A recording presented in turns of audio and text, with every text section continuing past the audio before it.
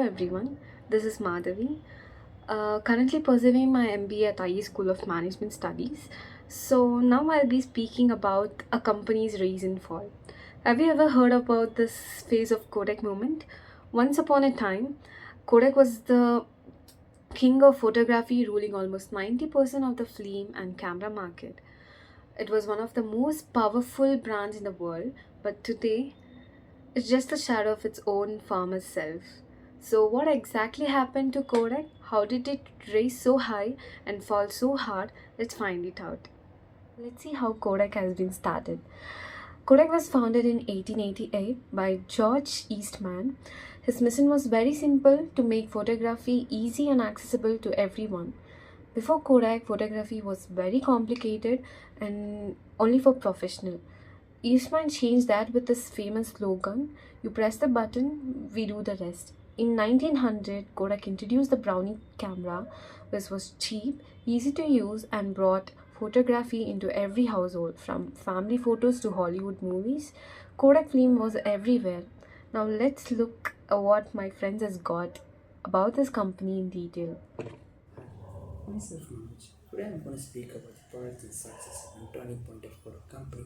So coming to the product and success, Kodak became a giant because it made photography simple for everyone. In 1900, they launched the Brownie camera, which was cheap and easy to use.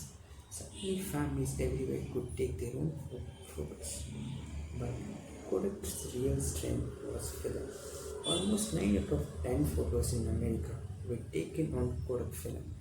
They even supplied film for Hollywood movies and space missions. The brand was so iconic that people started saying Kodak moment whenever they captured something special. Turning point. Why actually Kodak failed? What's the reason behind? But here's the twist. Kodak actually invented the very first digital camera back in 1975. Can you believe that? They had their future in their hands, but they decided to hide it. Why did they do that? Because they were scared digital cameras would destroy their profitable film business. Why Kodak was stuck in the past? Competitors like Fujicam, Canon, and Sony moved ahead with the digital photography.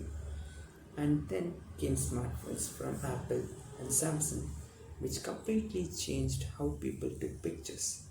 Kodak was dependent heavily on film sales, just couldn't keep up, and that's how they lost the crown.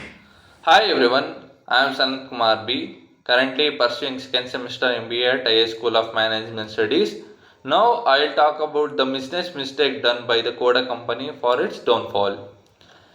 Kodak tried to pivot later by investing in printers and new businesses, but it was too late.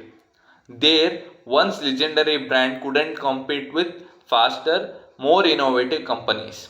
In 2012, Kodak filed for bankruptcy, marking the end of an era. By concluding, the story of Kodak is a classic example of the innovator's dilemma. When a company is too afraid to disrupt its own profitable business, someone else will do it for them. Kodak went from being the giant of photography to a cautionary tale taught in business schools.